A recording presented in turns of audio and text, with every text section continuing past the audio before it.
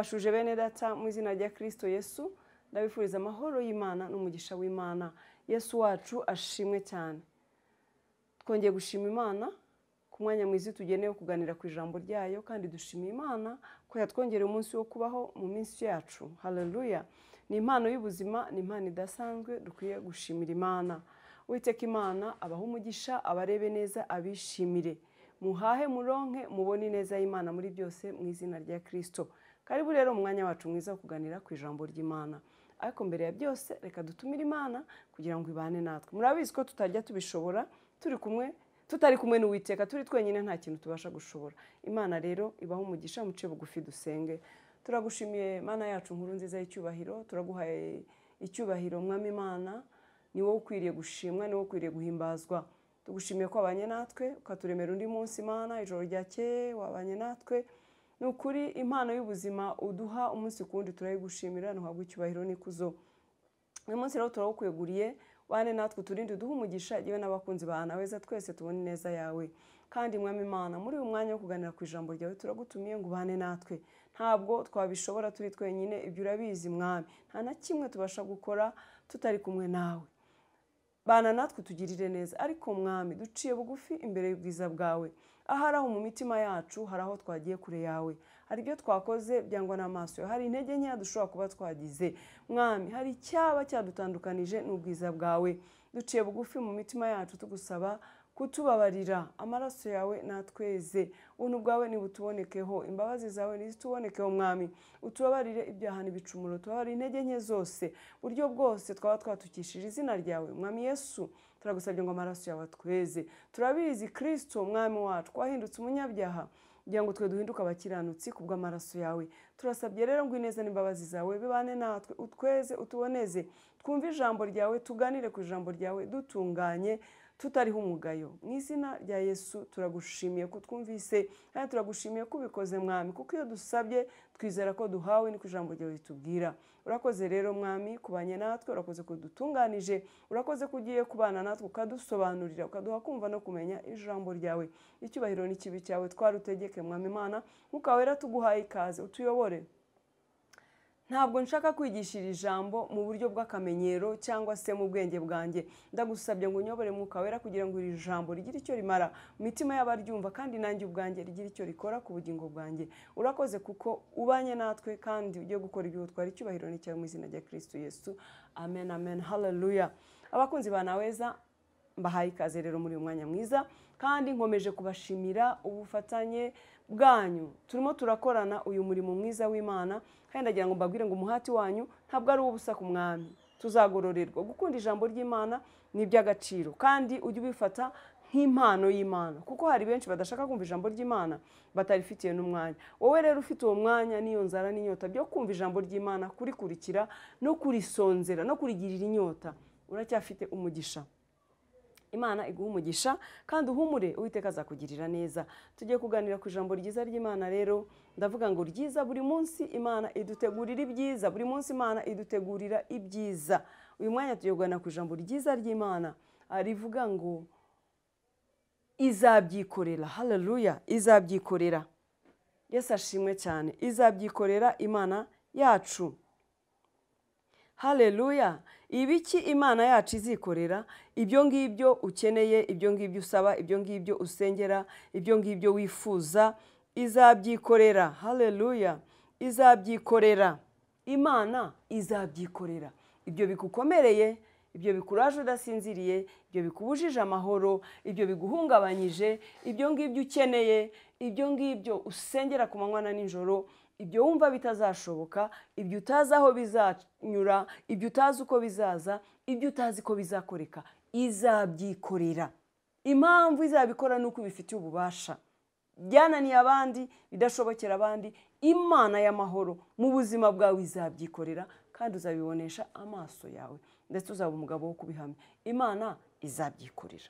Biriya byose ubona bidashoboka, biriya byose wakuyeho n'amaso, wasengeye ukagera ukananirwa, cyangwa wifuje ukagera ukarambirwa, izabyikorera. Ahubwo komeza uyizere. Haleluya. Yego, reka rero dusome ijambo ry'Imana mu gitabo cya igitabo cya Yeremiya. Yeremiya asomye Bibiliya. Dufate ijambo igitabo,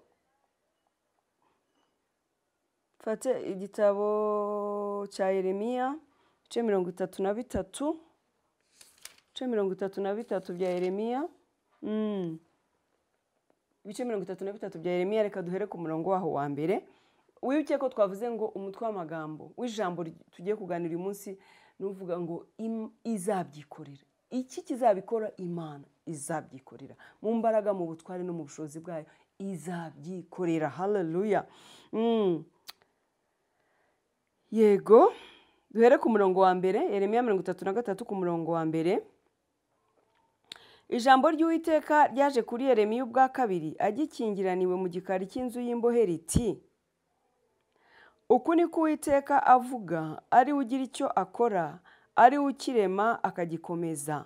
Uwiteka ni ryo zina rye, aravuga ngo nabaza ndagutabara, nkwereke ibikomeye biruhije utamenya. Haleluya. Umugabo Yeremiya wari umukozi w'Imana, wari uri mu ishyaka ry'Imana, wakundaga Imana, washakaga Imana, wabwiraga abantu kwihana ibyaha, wabwiraga abantu guhindukirira Imana, washakaga Imana n'umutima we wose, kandi wakoraga ibishimwa n'Imana.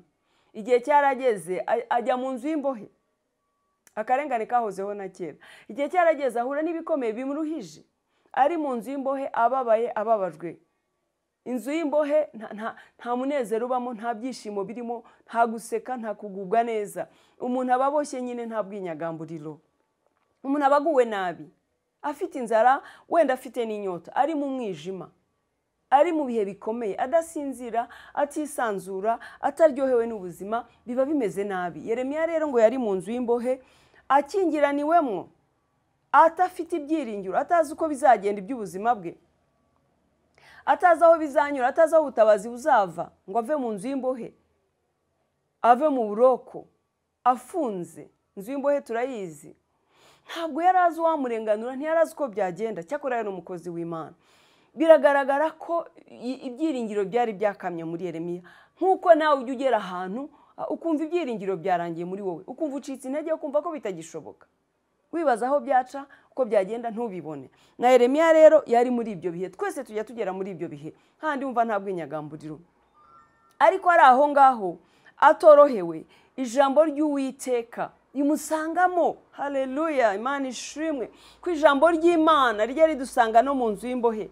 Imana ishimwe ko ijambo ry'Imana rijya ridusanga turi no mu mwijima w'icuraburindi. Ijambo ry'Imana rijya ridusanga nta n'ibyiringiro. Ijambo ry'Imana rijya ridusanga aho turi twenyine, twihebye, tuzi ko nta byiringiro, tuzi ko bitashoboka, tuzi ko tutahava. Ijambo ry'Imana mwene data ntaho ritagusanga. Ijambo ry'Imana ntaho ritagusanga. Iyo Imana yagambiriye kugirira neza, nta cyitangira, nta kikoma mu nkokora.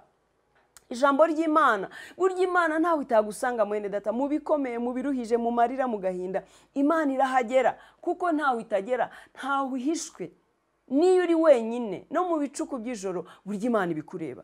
Ibi bikwemeze ko Imana ibitureba aho turi hose. Imana isanga Yeremiya mu nzu y'imbohe yihebye, avuga ati aka karengane kazageza ryari? Avuga ati Imana nkorera bakarinda banshyira mu nzu y'imbohe, ni Imana ki? Nka kwa kundi nawe ujya ugera ahantu ukavuga ngo iyi ni Imana ki koko itantabara, ikareka abantu bakanyishima hejuru?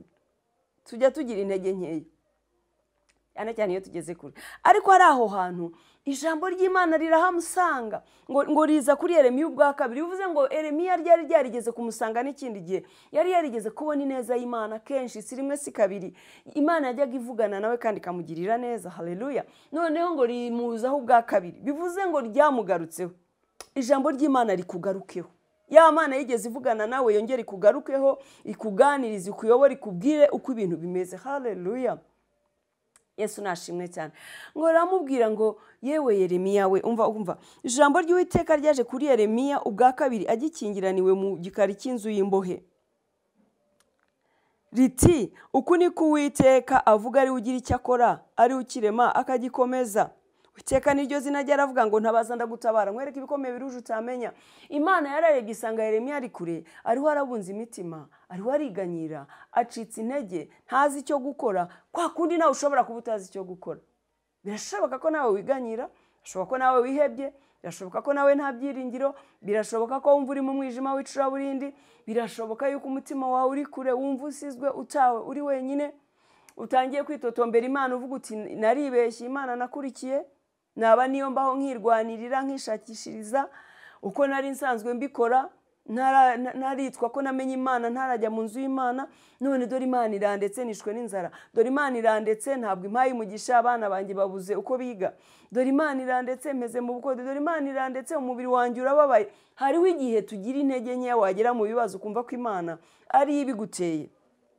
Ndibaza ndashidikanya ko na Yeremiya hano yari ari kure, arimo kwiganyira avuga ati Imana, usomye ukomeje gusoma ijambo ry'Imana muri iki gitabo cya Yeremiya, hari aho yageze aravuga ati waranshutse nemera gushukika. Ati waranshutse nemera gushukika. Mbese kuba yarakoreye Imana, yariyeguriye Imana, abwira abantu kureka ibyaha no gukorera Imana, akaba abona afite abanzi benshi bamugenza, atangira kuvuga ati Imana burya waranshutse ndashukika koko. Hari igihe natwe tujya tugera aho hantu ho kuvuga ngo naribeshye kujya muri aka gakiza, naribeshye gusenga Imana, naribeshye kubaha Imana, naribeshye gukorera Imana. Burya ibyayo nuko bimeze. Hari igihe tujya tugera aho hantu. Kandi inzu y'imbohe kuri Yeremiya yari afunzwe nyine azira gukorera Imana. Wowe ushobora kuba uri mu nzu y'imbohe mu mutima wawe kubera agahinda urimo. Ushobora kuba uri mu nzu y'imbohe ubohewe mu madeni, burya nabwo uri imbohe kubera ko nta bw'inyagamburo, nta munezero ufite. Ushobora kuba uri mu nzu y'imbohe y'uburwayi, indwara zigusimburanwaho, burya nabwo uri imbohe koko ntubohotse, ntuguwe neza, ntiwisanzura, ntiwishimye, ntuseka. Ushobora kuba uri mu nzu y'imbohe kuko bari bagusohora mu nzu y'abandi, nta bw'inyagamburiro ufite, ubwo nabwo uraboshye, uri imbata, uri mu buretwa, ntabwo uguwe neza. Inzu y'imbohe yifate nka bya bibazo ufite aho uhita inzu y'imbohe, kuko mu nzu y'imbohe nta hantu, nta bw'inyagamburiro, nta munezero, nta byishimo, nta mucyo. Mu nzu y'imbohe nta nubwo bacana amatara di, uko baba bari mu mwijima. Nawe ushobora kuba uri mu mwijima, umutima wawe uri mu mwijima, abantu bakureba bakabona uraseka ariko wijimye mu mutima, abantu bakureba bagaseka ariko nta byishimo, abantu bakureba bakabona ko uguwe neza, useka ku maso ariko mu mutima uri kure. Ibibazo ari ibibazo, ufite ibyo wibaza, ugenda mu muhanda nk'uriho ariko utariho. Ibyo byose nabyo ni inzu y'imbohe.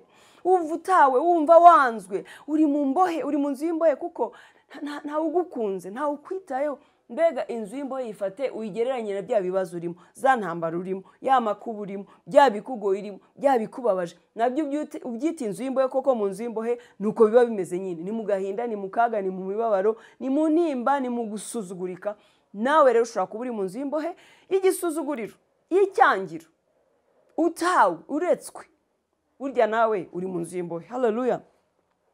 Rero nawe ijambo ry'Imana rishobora kugusanga aho hantu ubohewe, rishobora kugusanga muri uwo mubabaro, muri ako gahinda, muri ibyo bigukomereye wumva bidashoboka. Naje kukubwira ngo Imana izabyikorera, izabikora ibyo ngibyo wumva utazi uko bizagenda. Haleluya.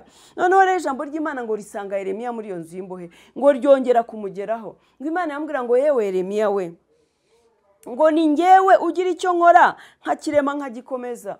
Imana irareba ibona Yeremiya ubuzima bwe buhagaze, yumva ko burangiye. Imana yamubwira utumva, ntabwo ibyawe birangiye, ntabwo birangiriye aha. Ndi Imana igira icyo ikora ikakirema ikagikomeza. Wowe ahubwo icyo ukwiriye gukora, ntabaza ndagutabara nkwereka ibikomeye biruhije utamenya. Haleluya.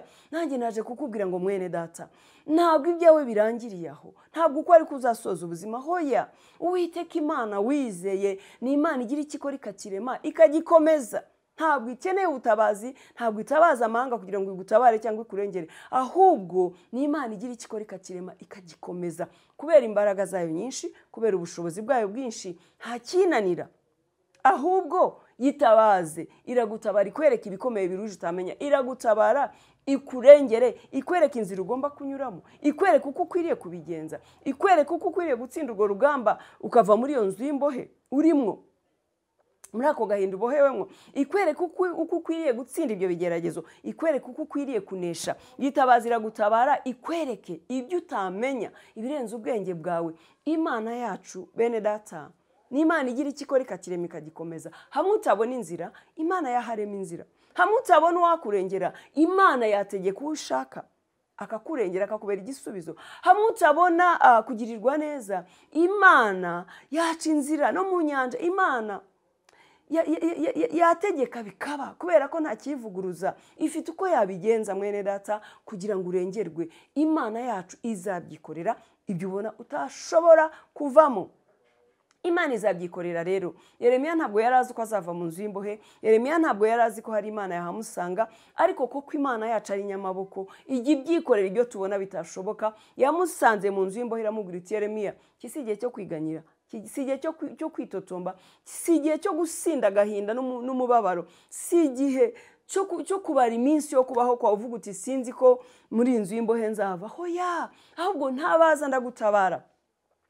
Ishimwe cyane. Bene data rero naje kubagira inama abakunzi ba Anaweza ngo mu gihe gikomeye, mu bikuruhije, mu bikubabaje, mu ntimba, mu gahinda, ntabwo ari cyo gihe cyo kujya kure y'Imana, ahubwo nicyo gihe cyo kwegera Imana ukayitabaza, nicyo gihe cyo kwegera Imana ukayisunga, nicyo gihe cyo kwegera Imana ukayikomerezaho, nicyo gihe cyo kwegera Imana ugakomanga, ko yaravuze ngo nidukomanga tuzakingurirwa. Nicyo gihe cyo kwegera Imana ukayikoreza amaganya yawe yose, kuko yiteguye kukurengera no kugukura muri ibyo bibazo. Yiteguye kukurengera, yiteguye kuguhoza amarira, yiteguye kukurenganura, yiteguye kukuzanira umunezero. Ntabwo ariko bizahora kuba yitegereza, yiteguye kukurwanirira. Imana yacu nirubasha mwene data wo kurikira ijambo ry'Imana muri uyu mwanya.